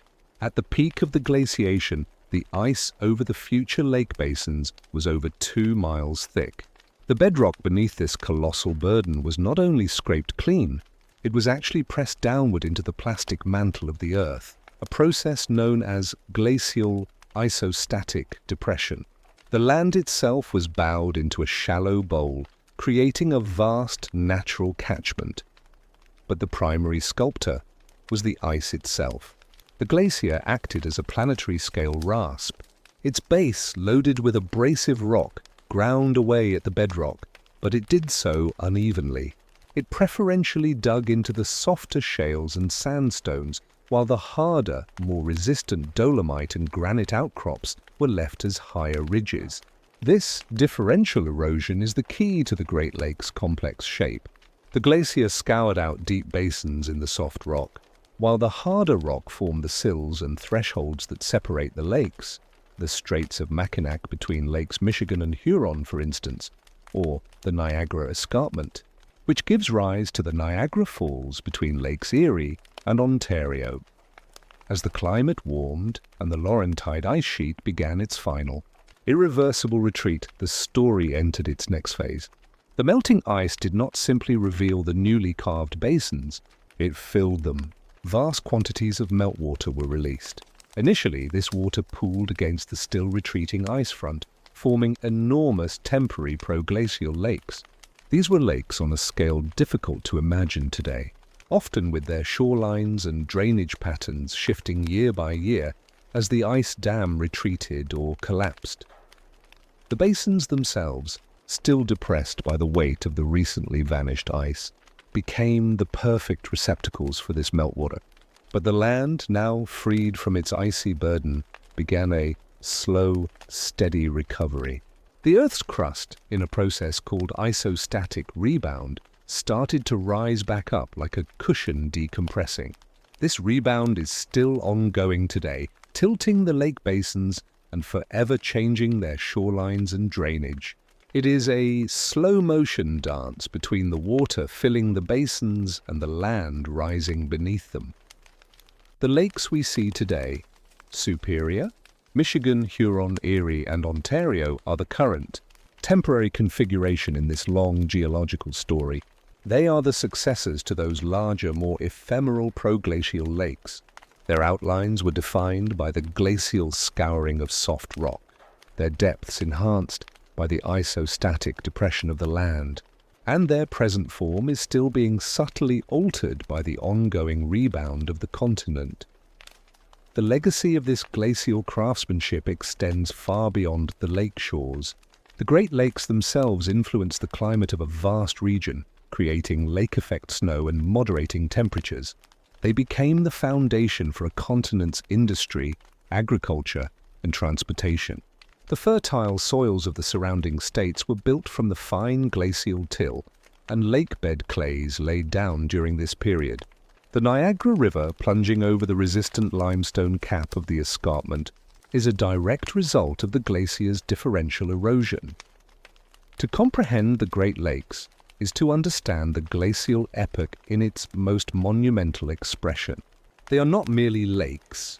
They are the most visible and enduring scar of the Ice Age on the North American continent. They are a testament to a force that could excavate basins so vast they hold nearly 1/5 of the world's surface freshwater. They remind us that our world is not fixed. The familiar map is but a snapshot in time. The ice that carved these inland seas has gone, but its work defines the lives of millions and the ecology of a continent. The Great Lakes are the glacier's most profound and lasting gift, a permanent reminder of a time when ice, not rock or water, was the dominant sculptor of the land. We have witnessed the ice in its solid, monumental form, carving valleys, grinding bedrock, and leaving behind the great basins of the lakes.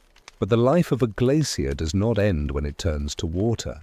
In many ways, its work is only transformed.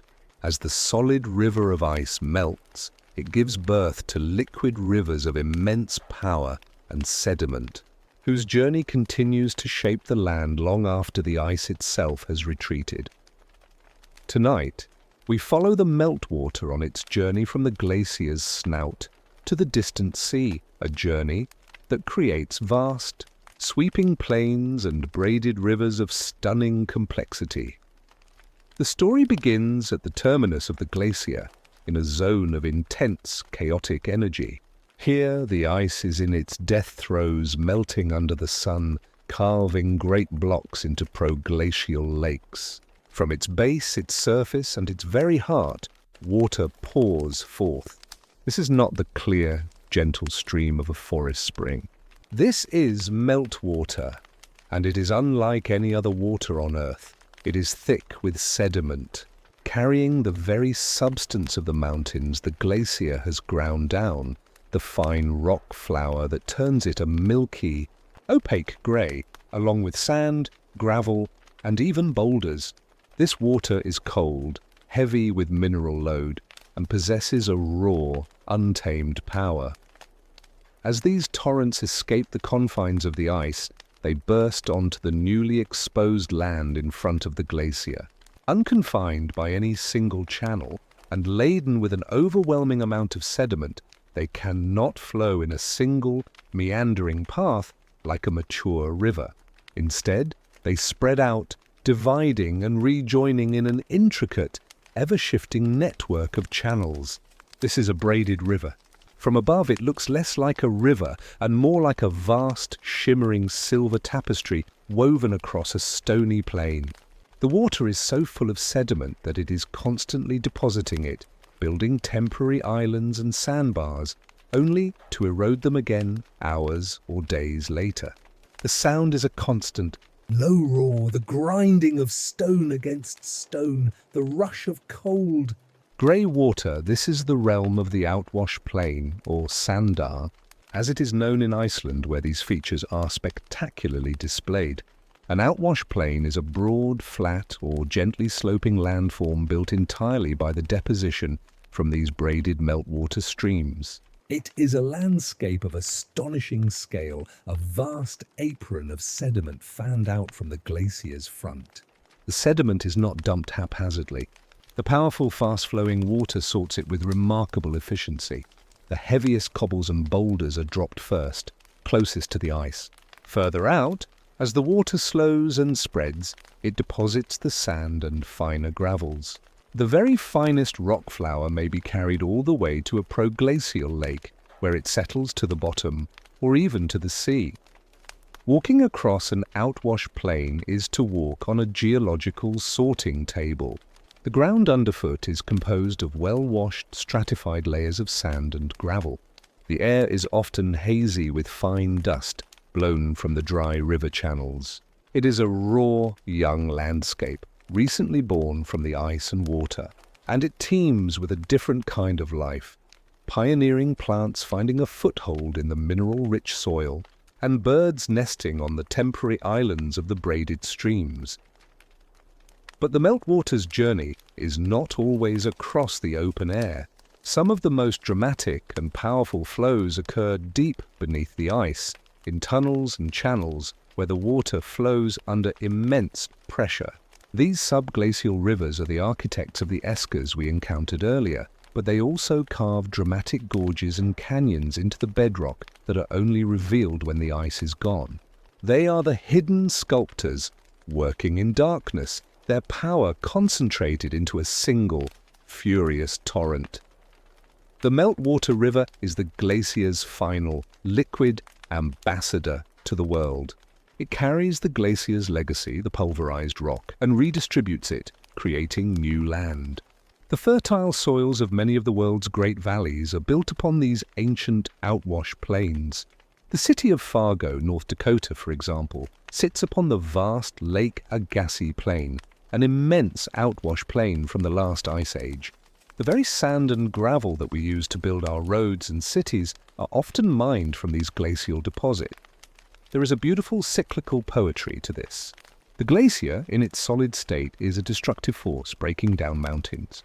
In its liquid state, as meltwater, it becomes a creative force, building up plains. It takes what it has destroyed and uses it to construct something new. The braided river, with its chaotic, shimmering channels, is a perfect symbol of this transition, a system of immense energy and flux, constantly rebuilding itself. So as you listen to the rush of a river, remember that some rivers carry more than just water. They carry the memory of ice. They carry the dust of ancient mountains.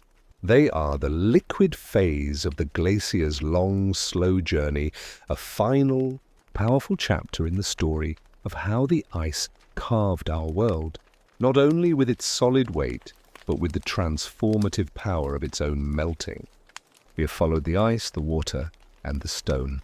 We have witnessed landscapes of immense power and profound transformation. But in the seeming barrenness left in the glacier's wake, and even upon its very surface, there exists a world of quiet, tenacious life. For where there is water and stone and light, no matter how harsh the conditions, life will find a way to take root. Tonight, we step away from the grand geological narrative and into the intimate, hidden world of the glacier's edge, a frontier ecosystem where existence is pared down to its most resilient essentials, and where the first pioneers of a new world make their home. The journey of life at the glacier's margin begins not with animals, but with the smallest and most vital of organisms, microbes and algae. On the surface of the ice itself, a remarkable transformation occurs each summer. As dust and fine rock flour, blown by the wind, settle on the glacier, they darken its surface. This thin, dark layer absorbs more of the sun's heat, creating tiny pockets of meltwater. In these minuscule aquatic worlds, a specialized community blooms. Cryoconite, a mixture of dust, soot, and tiny organisms, forms dark holes on the ice surface. Within these watery microcosms, cyanobacteria and algae thrive, forming the base of a simple food web on the ice itself. They are the primary producers of this frozen desert, capturing the sun's energy where few other organisms can. But the true cradle of life is the strip of land recently freed from the ice's embrace. This is the forefield, a raw, new land of exposed rock, gravel, and fine sediment.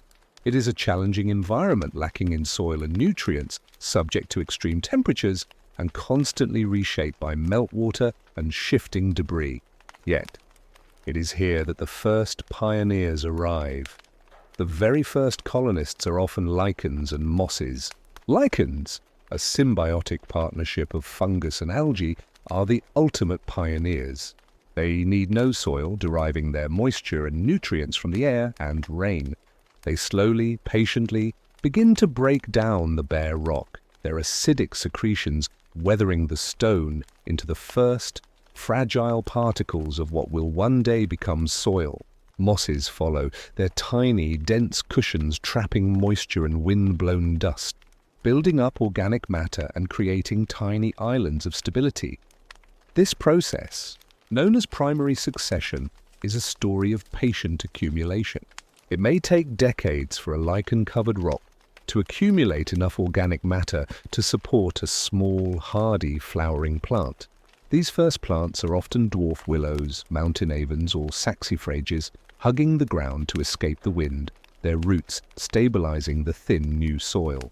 With each generation of plants, the soil deepens and enriches, allowing for more diverse and demanding species to follow. And where there are plants, animals are never far behind. The first to arrive are often the winged ones. Insects carried on the wind find a new home. Bumblebees buzz between the first tiny flowers.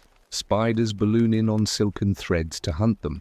These invertebrates, in turn, attract small, hardy birds like snow buntings and horned larks, which nest among the protective rocks. Larger mammals also call this marginal world home. The pika, a small, rabbit-like relative, is a master of this environment. It spends the summer harvesting grasses and wildflowers, laying them out on rocks to dry into haystacks that will sustain it through the long, barren winter. The sure-footed mountain goat and ibex traverse the steep, unstable slopes with an astonishing grace, licking minerals from the rocks and grazing on the alpine meadows that border the ice. Perhaps the most iconic and elusive resident of the high glacial world is the snow leopard. A ghost of the crags and ice, its thick fur and perfectly camouflaged coat allow it to stalk its prey, such as the Himalayan blue sheep, across terrain that seems utterly impassable. It is the silent apex predator of this vertical, frozen world, a symbol of its harsh beauty and fragile balance. But life exists not only near the ice, but because of it. The constant melt from the glacier provides a reliable source of fresh water throughout the summer, feeding streams that support ribbons of green vegetation winding through the barren forefield. These streams are lifelines, attracting animals from the surrounding valleys and creating corridors for life. This ecosystem at the edge of the ice is one of the most fragile on Earth.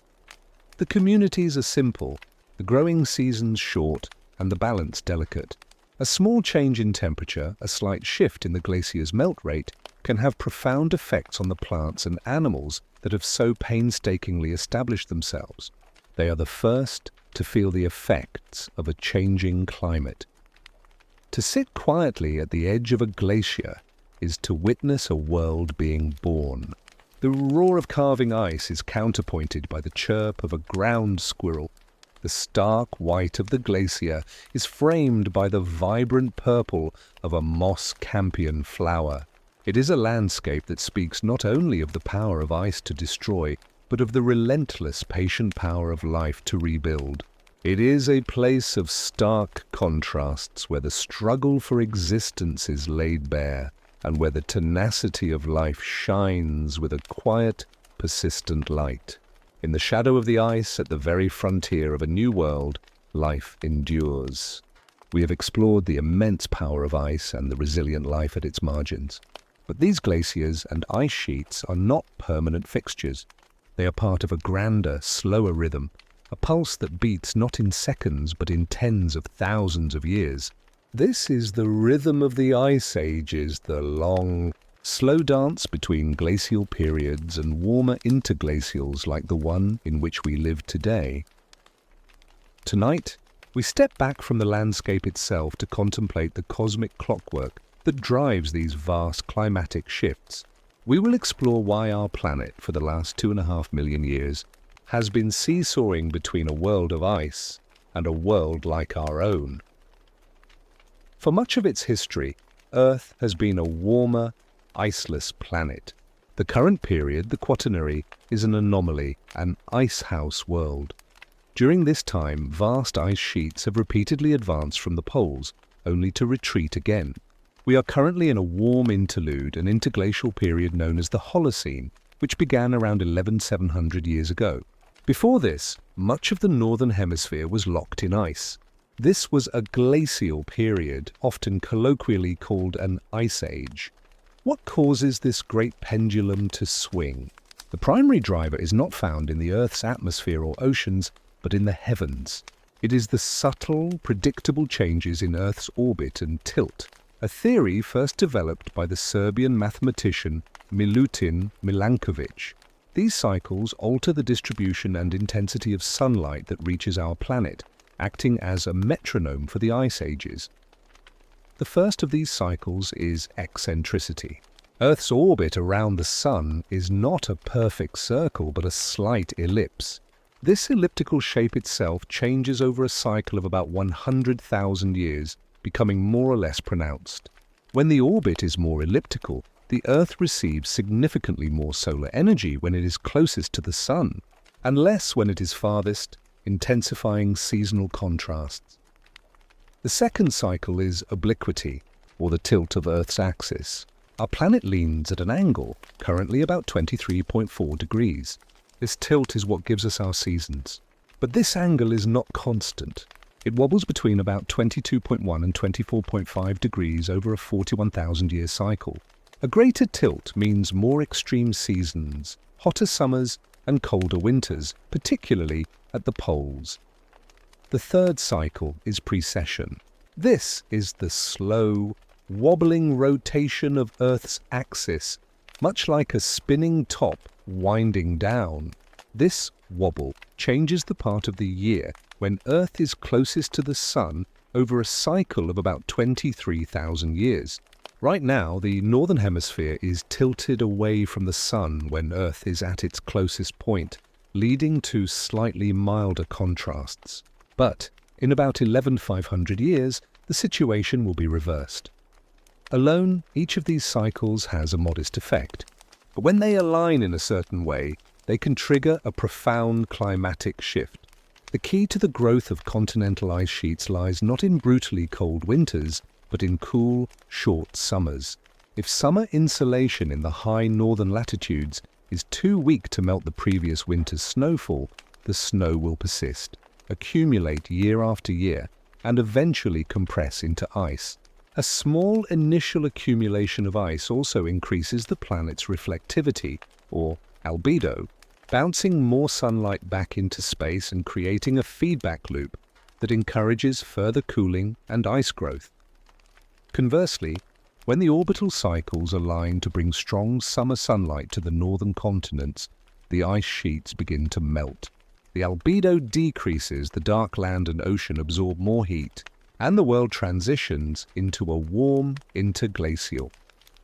This Milankovitch clockwork has been the dominant pacemaker of the ice ages for the last million years. The geological record, read from ocean sediments and ice cores, shows this rhythm with stunning clarity. A slow, relentless pulse of cold and warm, driven by the gentle gravitational nudges of the Moon, Jupiter, and Saturn on our planet's orbit. We are currently living in a warm phase of this cycle. Our interglacial has been a period of remarkable climate stability, which allowed human civilization to flourish, to develop agriculture, and to build cities. But the Milankovitch cycles suggest that, all else being equal, the Earth should be slowly, inexorably, cooling towards the next glacial period, perhaps thousands of years in the future. The story, however, has a new human-written chapter. The vast and rapid release of greenhouse gases from burning fossil fuels is altering the climate system in a way that overprints these natural cycles.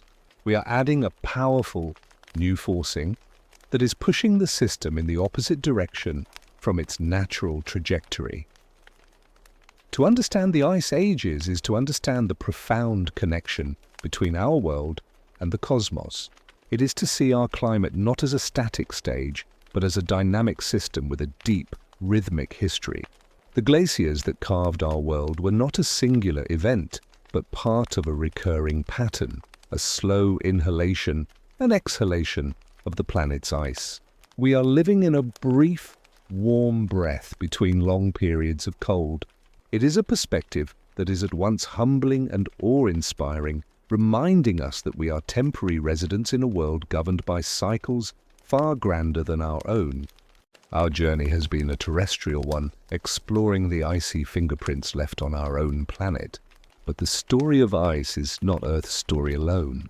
It is a cosmic tale written in the frozen silence of other worlds. The same physical laws that carved Yosemite and filled the Great Lakes are at work elsewhere in our solar system, sculpting alien landscapes in the profound cold of space. Tonight, we lift our gaze from our own glacial past and contemplate the ice of other worlds. We will see how the familiar principles of glaciation help us decipher the mysteries of our celestial neighbors, expanding our understanding of where and how these silent architects can work. Our closest and most compelling example is Mars. The red planet, a world of stark deserts today, holds overwhelming evidence of a watery and icy past. From orbiting spacecraft, we can see landforms that are hauntingly familiar to a geologist's eye. Winding through the Martian highlands are valleys that bear the unmistakable, broad, U-shaped cross-section of glacial troughs. They could be twins to the valleys in the Alps or the Rockies, but they are etched into the rust-colored dust of an alien world. But the evidence is not just fossilized. In the mid-latitudes of Mars, particularly on the vast shield volcano, Asia Mons, we find what appear to be rock glaciers. These are not pure ice glaciers like those on Earth, but a mixture of rock and ice that flows slowly downhill, much like a true glacier. Their lobat, flowing shapes and ridged surfaces are dead ringers for their terrestrial counterparts. Radar data has confirmed that these features are not just rocky debris. They contain significant volumes of water ice preserved just beneath a thin layer of insulating dust. These are, in essence, modern-day Martian glaciers, flowing in slow motion under a thin, cold sky. Perhaps the most dramatic icy landscapes in our solar system belong not to rocky planets, but to the moons of the gas giants. Here, the ice is not just a layer on the surface. It is the very crust itself. On Jupiter's moon Europa, a thick, global shell of water ice encases a vast, subsurface ocean. The surface of Europa is a cracked and jumbled landscape with few craters, suggesting it is geologically young and active. The ice here is constantly being fractured and reworked by the tidal forces of Jupiter's immense gravity. While we don't see classic mountain glaciers, we see a form of ice tectonics, a dynamic, flowing, and fracturing ice shell that behaves, on a planetary scale, like a glacier does on a mountain slope. The dark, linear streaks that crisscross its surface are believed to be fractures where warmer, slushy ice from below has welled up to the surface. Further out, on Saturn's enigmatic moon Enceladus, the power of ice is even more spectacularly displayed. This small, bright moon is one of the most geologically active places we know. At its south pole, immense fissures known as tiger stripes vent enormous plumes of water vapor and ice crystals thousands of miles into space. This is a form of cryovolcanism, ice volcanism. These plumes are fed from a global subsurface saltwater ocean, and they continuously coat the moon's surface in fresh, clean ice.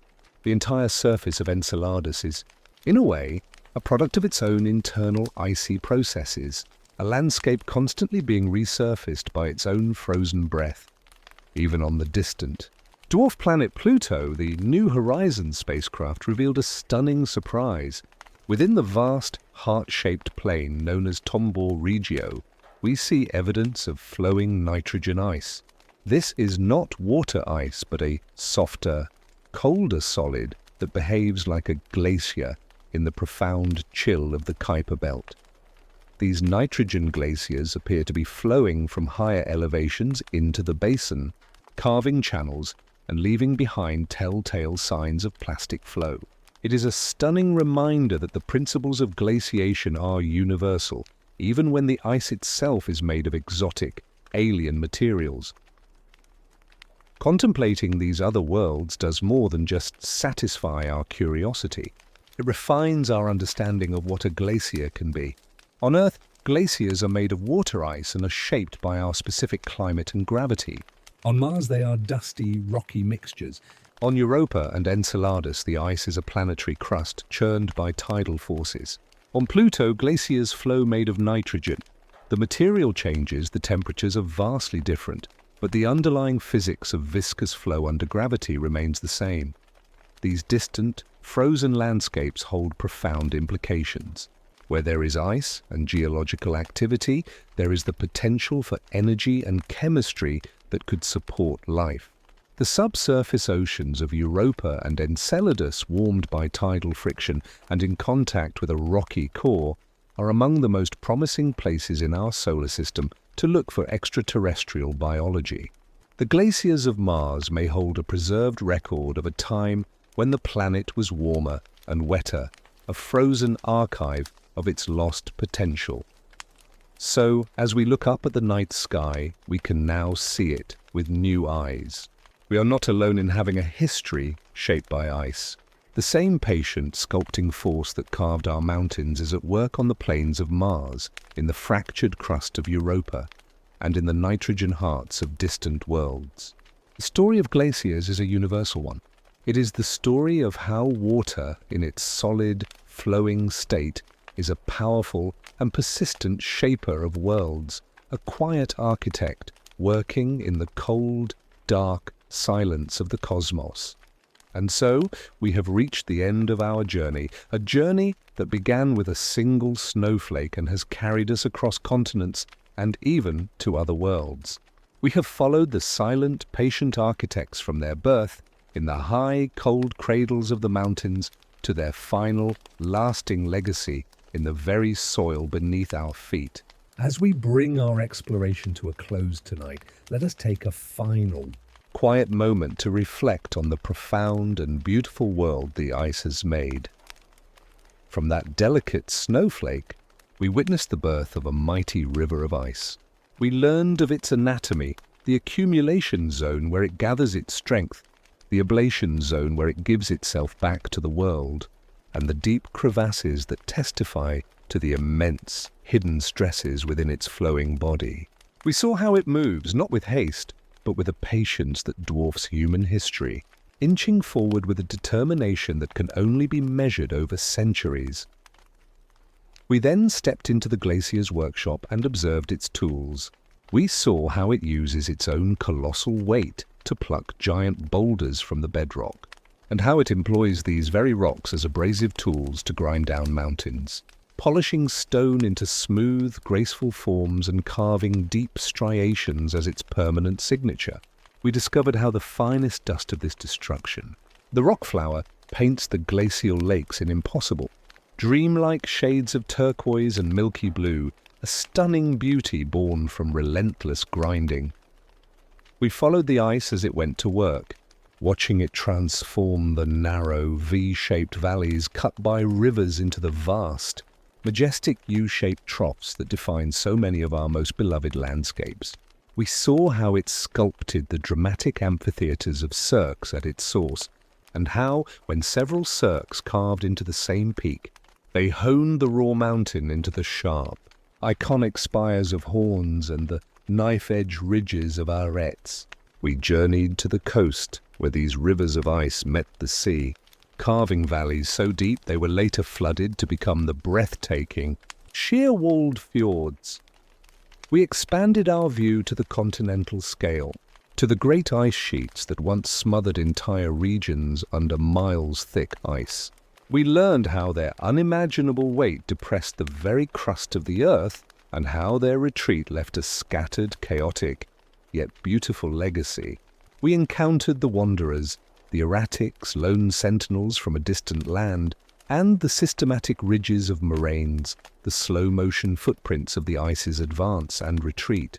We explored the hidden world beneath the ice, where meltwater carved sinuous eskers and the ice itself moulded the elegant, streamlined forms of drumlins.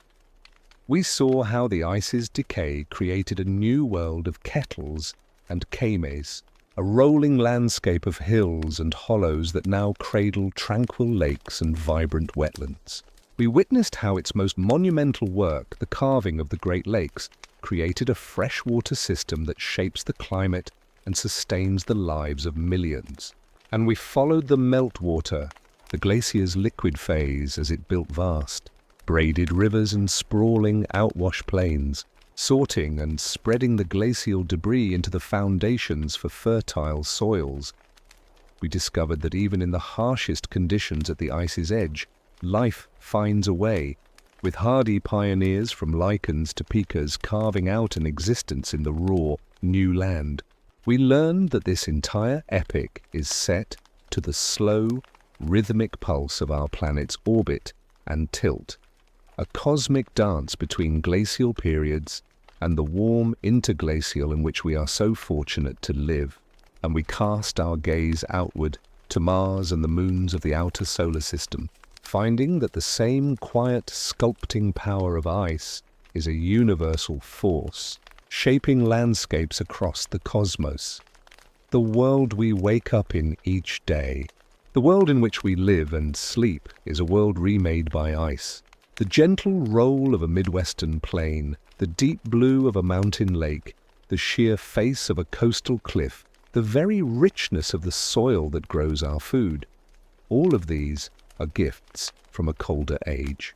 The glaciers were the quiet architects working with the simplest of tools, weight and time, to sculpt a planet of breathtaking variety and beauty. They teach us the power of patience, of slow, persistent force. They remind us that the most profound changes are often invisible in a human lifetime, yet they shape the very stage upon which all life plays out. They show us that destruction and creation are two sides of the same coin, that the grinding down of mountains can create the fertility that sustains civilizations. As you drift to sleep tonight, remember the quiet architects. The work of the ice is done, and the world it carved is at peace. The great rivers of ice have mostly retreated, but their legacy is all around us, in the contours of the land, the depth of the lakes, and the richness of the soil. It is a legacy of grandeur and subtlety, of power and peace. A world shaped by ice is the world we call home. Thank you for joining me on this journey. May your dreams be as peaceful as a glacial tarn and as vast as the legacy of the ice.